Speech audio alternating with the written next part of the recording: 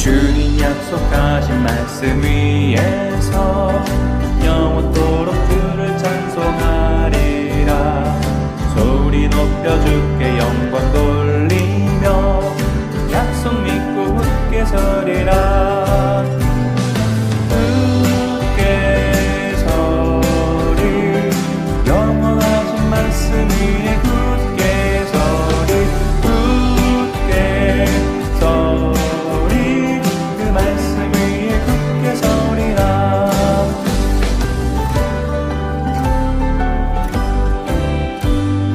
주님 약속하신 말씀 위에서 세상 염려 내게 엄습할 때에 용감하게 힘써 싸워 이기며 약속 믿고 굳게 서리라. 굳게 서리 영원하신 말씀 위에 굳게 서리. 굳게 서리 그 말씀 위에 굳게 서리라.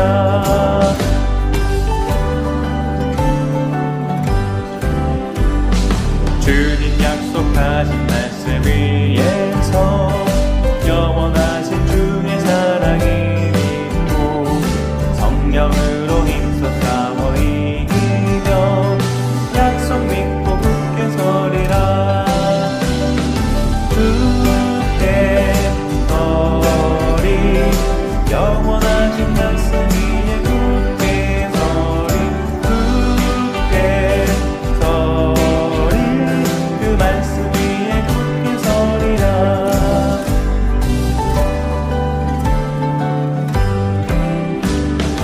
주님 약속하신 말씀 위에서 성령 인도하는 대로 행하며 주님 품에 항상 안지 거두며 약속 믿고 굳게 서리라.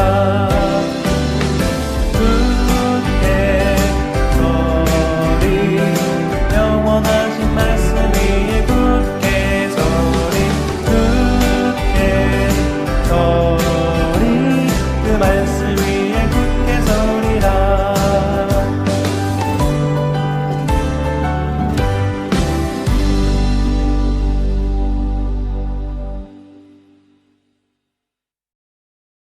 안녕하세요. 아침 묵상입니다. 금요일 아침 묵상 잊지 않게 하소서. 78편의 시인은 이스라엘의 실패가 하나님을 망각한 데서 비롯되었다고 생각하기에 하나님의 역사와 말씀에 귀를 기울이라고 권고합니다. 78편은 아삽의 마스길입니다. 아삽이 누구인지 그리고 마스길은 무엇인지 잠깐 짚고 넘어가도록 할게요. 아삽은 다윗 솔로몬 시대의 찬양 봉사자였습니다. 그리고 음악에 재능이 있었던 음악 사역자였습니다. 마스길이라는 말은 깨달음, 교훈이라는 말이에요. 따라서 78편은 찬양 사역자, 음악 사역자 아삽의 깨달음, 교훈으로부터 시작된 하나님의 말씀으로 볼 수 있습니다. 78편은 역사시입니다. 역사 속에서 어떻게 이스라엘이 하나님을 잊어버렸나 그 반성에서 출발하는 시편이 바로 역사시입니다. 당시 북이스라엘은 에브라임이라고 불리기도 했었습니다. 여러분이 많이 들어보신 도시 남유다의 예루살렘이 있고요. 남유다의 중심지 예루살렘과 더불어서 북쪽 도시 사마리아가 있습니다.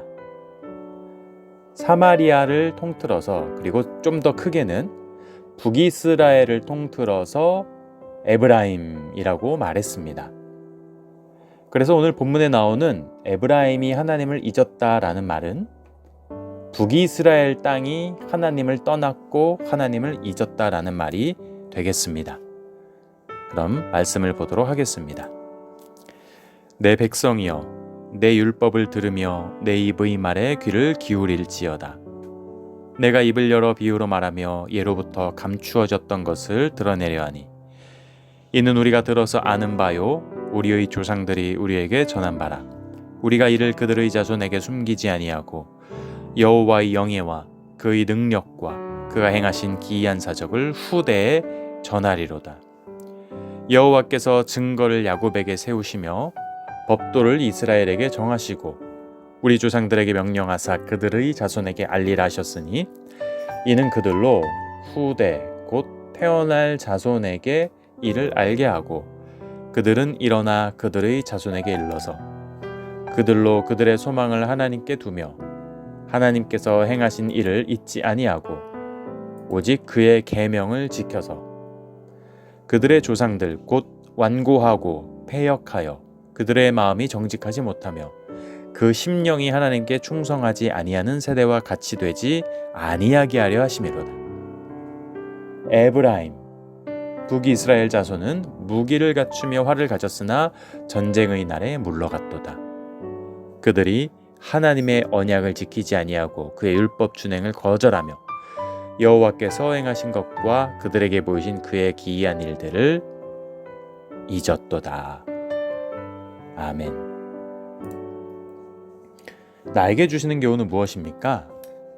오늘 아삽의 마스길에서 3절은 이렇게 이야기합니다. 이는 우리가 들어서 아는 바요 우리의 조상들이 우리에게 전한 바라. 하나님의 백성이 받은 언약의 말씀은 저절로 그 후손에게 이어 전해지지 않습니다. 말씀을 유지하고 지켜 행하기 위해서는 끊임없는 교육과 훈련이 필요합니다. 그래서 하나님은 그 말씀이 자손들에게 온전히 전해지도록 부지런히 가르칠 것을 명하셨습니다. 시인 또한 조상들에게 전해들어 알고 있는 그 말씀을 숨기지 않고 전하여 후손들이 그 말씀으로 바른 길에 서서 넘어지지 않도록 헌신하겠다고 했습니다. 생명의 말씀을 먼저 받았다는 것은 그만큼 영광된 것이지만 또 그만큼 중요한 책임을 맡았다는 것을 의미하기도 합니다. 말씀을 먼저 배우고 누린 자에게는 그 말씀을 온전히 흘려보내 다른 일을 세워야 할 사명이 있기 때문입니다.